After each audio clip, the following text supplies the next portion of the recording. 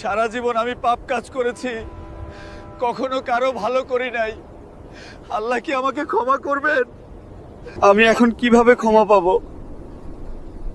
হে মুসাফির, কি হয়েছে তোমার?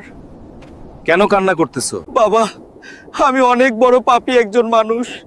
এমন কোনো পাপ নেই যে আমি করি নাই। আমি কি ক্ষমা পাবো? আর বাবা, তুমি কি আমাকে তোমার সবচেয়ে বড় পাপের কথাটি বলতে পারবে? পারব বাবা, পারবো। তাহলে বলো, কি সেই পাপ?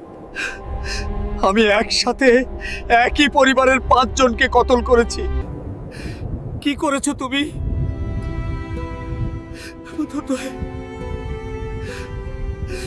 এটাই খুবই মারাত্মক পাপ।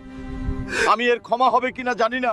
এখান থেকে 30 মাইল দূরে একজন আলেম আছে, তুমি তার কাছে যাও। এতগুলো কতল করার পরও কি ছেলেটা ক্ষমা পাবে? কি ঘটতে যাচ্ছে পরবর্তী ভিডিওতে?